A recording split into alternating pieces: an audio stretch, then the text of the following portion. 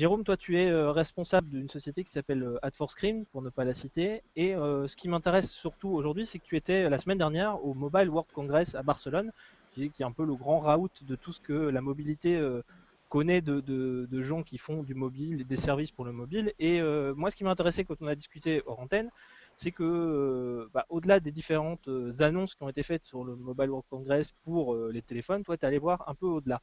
Mais on va commencer par les téléphones. Est-ce que tu as, comme moi, qui n'y était pas, en l'occurrence, vu arriver un gros boom qui est la fin de la technologie pour la technologie, la fin du téléphone surcapacitaire avec plein de trucs, plein de gadgets géniaux, mais l'arrivée surtout du bas de gamme et du zéro de gamme avec notamment des annonces telles Nokia? Ouais, alors clairement, il y a pas eu d'annonce révolutionnaire d'un point de vue technologique, comme tu le disais. On a vu néanmoins apparaître quelques tendances. Alors déjà, ce qu'on appelle la nouvelle frontière. Effectivement, aujourd'hui, on a l'impression que les grands constructeurs et les OS voient clairement arriver la maturité sur les pays occidentaux et qu'aujourd'hui, ils sont beaucoup plus concentrés à se dire comment on peut aller capter les pays émergents et notamment avec l'arrivée de Firefox OS et du coup des smartphones d'entrée de gamme à 25 $. Effectivement, tu as l'impression qu'ils se tournent beaucoup plus vers ces nouveaux marchés où le potentiel de croissance devrait être plus élevé. Également, le projet Internet.org, tu sais, qu'a mis en place Mark Zuckerberg, et également même le rachat de WhatsApp, hein, où quand tu l'entendais parler, quand il évoquait le passage de 500 millions à 1 milliard d'utilisateurs, c'était clairement parce que WhatsApp est très utilisé dans les pays émergents et finalement pas tant que ça, ou pas autant que ce qu'on pourrait l'imaginer dans certains pays développés. Alors, je rappelle pour les gens qui ne sauraient pas, qui seraient restés endormis là, les quelques dernières semaines, WhatsApp, c'est juste un service qui est proche du BlackBerry Messenger, pour citer le concurrent direct, comme ça on ne fait pas de pub, qui en fait est un service de SMS par le réseau, en gros, on va dire ça comme ça, c'est-à-dire une messagerie Ouais, instantanée qui permet surtout de connecter des groupes de gens ensemble et de se balancer des photos, des messages, du SMS, mais par la data, en l'occurrence. Et ça a exactement, été par la racheté par data. Facebook. Ouais, pour 19 milliards de dollars, donc c'est juste énorme pour une application qui, pour rappel, ne faisait quasiment pas de revenus, puisque c'est un modèle qui est, alors, sans publicité, quasiment gratuit la première année, enfin gratuit la première année, puis ensuite un fees ridiculement bas. Et donc, comme d'habitude, Facebook a eu la capacité à se projeter et à dire que cette audience phénoménale, demain, non seulement elle va aller augmenter, mais qu'ils auraient capacité à la monétiser en inventant des nouveaux formats, comme ils ont su si bien le faire sur mobile, hein. Je te rappelle, c'est au moment de l'intro de Facebook, tout le monde disait Facebook fait pas d'argent sur mobile et le problème c'est que les utilisateurs migrent vers le mobile. Aujourd'hui, Facebook c'est une compagnie qui est d'abord mobile, qui fait la majorité de son chiffre d'affaires et de son audience sur mobile. Voilà, donc WhatsApp vient compléter cette stratégie, c'est ce que tu es en train de me dire. Juste Exactement. pour terminer sur les OS, les OS, non, surtout sur les terminaux, moi ce qui m'a impressionné dans ce qu'on a vu là, c'était aussi des gens comme Nokia qui ont annoncé l'année Ouais, dernière à grand renfort de tout à fait. communication, etc., qu'ils avaient été rachetés par Windows et que du coup ils ne produiraient que du Windows Phone, qui arrive Exact. avec un terminal au Mobile World Congress qui était déjà largement fuité avant, mais qui est un terminal Android. Alors, c'est quoi cette Ouais. idée de sortir du Android chez Nokia qui est racheté par Microsoft, hein, Ouais, alors clairement, Nokia, pour rappel, a été racheté par Microsoft, même si juridiquement, je crois que le deal n'est pas fini, c'est fait, hein, je veux dire, la décision a été annoncée, et c'est vrai que ça envoie un signal assez majeur quand même au marché, qui est de dire que même Nokia, qui appartient à Microsoft, est plus ou moins obligé de proposer des smartphones sous Android, parce que l'offre aujourd'hui d'Android, en termes notamment d'applications, est au même niveau qu'iOS, avec plus d'1 million d'applications, là où Windows Phone est beaucoup plus en retard et à la traîne. Donc effectivement, on a l'impression, et même si tu regardes sur l'aspect tablette, tu as d'excellentes tablettes pas chères d'entrée de gamme sous Android qui ont été sorties par les constructeurs chinois. J'ai eu la chance de pouvoir les prendre en main et franchement, elles n'ont rien à envier à certaines tablettes Samsung.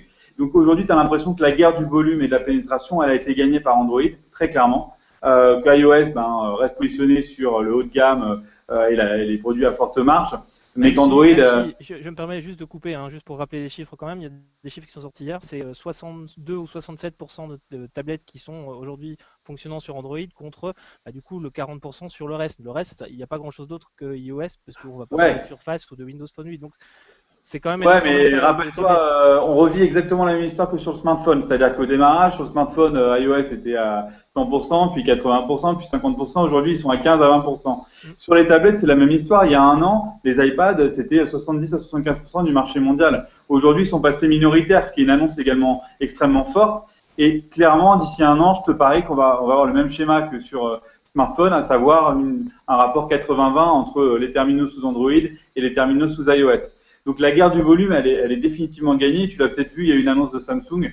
Les derniers chiffres de part de marché consacrent Samsung comme vraiment le numéro 1 mondial, à la fois sur les smartphones et les tablettes, devant Apple. Ce qui est quand même un gros changement de marché. Et il y a 2-3 ans, c'était pas gagné.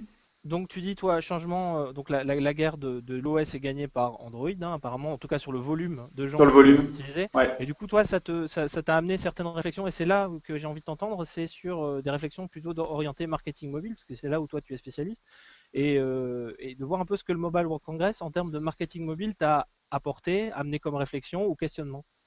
Alors ouais, très clairement. Alors moi, donc, je suis le fondateur d'Ad4Screen. Ad4Screen, on était dans le hall 8.1 qui s'appelle l'App Planet, Mhm. qui est vraiment la planète à la fois des applications, mais également du marketing et de la publicité. Alors, quels sont les grands phénomènes qu'on a pu voir cette année émerger? Premier point, j'en parlais un petit peu tout à l'heure, c'est le fait que Facebook soit une entreprise dont le mobile est central aujourd'hui. Quand je dis central, c'est au niveau de leurs revenus, c'est la majorité de leur business, et c'est là d'où provient leur croissance. Et donc, on a vu plusieurs annonces de Facebook assez intéressantes qui montrent l'importance pour eux de protéger leurs data. Ils ont fait une annonce du retrait comme partenaire d'une société qui s'appelle Asofers, qui était en fait une société référente aux États-Unis dans le domaine des jeux comme outil de tracking, et ils les ont entre guillemets bannis et interdits de leur écosystème d'une manière assez violente. Et les raisons qui ont été invoquées, c'était le fait que Asofers manipulait, utilisait les données d'une manière non autorisée par Facebook. Et pourquoi Facebook veut aussi autant que cela protéger ces données? Pourquoi? Parce qu'ils sont en train d'ouvrir un projet d'un réseau publicitaire. Au-delà de leur propre appli, ils vont mettre de la publicité grâce à leurs données ciblées dans d'autres applications tierces. Et donc la donnée est vraiment leur actif principal, et on sent qu'ils ont envie de la protéger et d'imposer leur propre kit, leur propre technologie en direct dans les applications mobiles. Ok, résume-moi pour monsieur, madame, tout le monde. Ça veut dire quoi? Ça veut dire que demain, dans une application d'un développeur X sur le marché, on va être susceptible d'avoir un ad server, des Ouais, publicités qui seront exactement. ciblées et définies par Facebook, c'est ça que tu me dis? Exactement. Demain, tu te balades dans une appli de news, de météo, de jeux. Tu auras un format publicitaire qui ne sera pas forcément une bannière, mais un format publicitaire qui sera en fait affiché par Facebook et qui sera ciblé par Facebook grâce à ces données. Donc les données que tu auras communiquées à Facebook. Donc on voit que leur actif principal aujourd'hui, au-delà de leur audience, c'est les données qu'ils collectent au travers de Facebook, également d'Instagram et de WhatsApp. Ça, c'est le premier point. Le deuxième point, toujours au niveau des données, c'est le changement du marché de la publicité digitale et mobile, d'un métier, j'ai envie de dire, basique, où je passe une commande pour mettre une bannière sur un emplacement défini, vers un métier automatisé, où en fait, tu choisis des individus. Exemple très concret, quand toi et moi, on va se connecter sur notre appli météo préférée, on va avoir deux bannières différentes en fonction de ce que l'on a déjà fait sur d'autres applications. Si toi, par exemple, tu as mis un produit dans ton panier dans l'application Price Minister, mais que tu l'as pas converti, tu auras une bannière Price Minister. Si moi, j'ai mis une bannière, j'avais mis un produit dans l'application La Redoute et que je l'ai pas transformé, j'aurai une bannière La Redoute. Voilà, Et je vais citer finalement, trois Suisses, Sarenza et tout, comme ça on fait pas de doublons. exactement, Zalando et compagnie. Ok. Donc en fait, ce que je veux dire, c'est qu'on va passer d'un marché où avant on avait tous la même bannière au même moment. Hmm. Tu ouvrais l'application en homepage, tu avais une bannière parce que tu étais sur la homepage de l'équipe. Et ben demain, en fait, on aura tous des bannières différentes qui vont être affichées en temps réel en fonction de qui on est et de ce qu'on a déjà fait. C'est ce qu'on appelle les ad exchange et ce qu'on appelle le RTB, le real time bidding, l'achat en temps réel de bannières publicitaires. Ça, c'est une vraie révolution et on a vraiment vu cette année de manière majeure des acteurs être présents. On le voit comment, au travers des stands notamment et de la prépondérance marketing. Et cette année, il y en avait beaucoup plus que les années précédentes. D'accord. Et pour un utilisateur, je veux dire, pour un patron d'entreprise qui veut faire de la publicité, ça veut dire quoi? Ça veut dire que demain, j'achèterai plus un média, mais une typologie de client. Je veux dire, je veux du CSP+, Exactement. amateur de foot, et tu vas aller taper plein d'applications liées à ça. Exactement. Ce qu'on fait par exemple aujourd'hui et qui marche très bien, avec Ad4Screen, on fait des campagnes de retargeting mobile. Je te donne l'exemple du panier abandonné. C'est concrètement, tu vas dans une application de e-commerce, tu commences un acte d'achat, tu ne vas pas au bout. Bah, comme par hasard, quand tu vas être sur une de tes applications favorites de jeux, de météo, de news, de sport, tu vas avoir la bannière du produit que tu as abandonné. Et si tu cliques dessus, ça va réouvrir l'application de ton commerçant et tu n'es plus qu'à un clic d'acheter. Donc, il y a vraiment cette logique d'augmenter la conversion et finalement de faire en sorte que les gens aillent au bout de leur achat parce qu'on va pouvoir mieux les cibler. Et si tu veux, le grand sujet cette année par rapport aux années précédentes, c'est qu'on parlait beaucoup d'engagement en anglais. C'est-à-dire comment faire pour que, une fois que j'ai beaucoup de personnes qui ont installé mon application, comment faire en sorte qu'ils reviennent régulièrement dans mon application, qu'ils l'utilisent, voire qu'ils achètent. Les années précédentes, c'était plutôt comment je fais pour avoir plein de gens qui installent mon application. Cette année, c'est bien, maintenant j'ai 1 million, 2 millions, 10 millions d'utilisateurs. Comment faire pour qu'ils soient plus fidèles et qu'ils reviennent? Et ça, tu parlais d'engagement en antenne, hein, on évoquait le cas de App Gratis qui était la même chose, pas chez Facebook pour le coup, mais chez Apple. Et on se disait que l'année dernière, ils avaient fermé les vannes de ces promoteurs d'applications.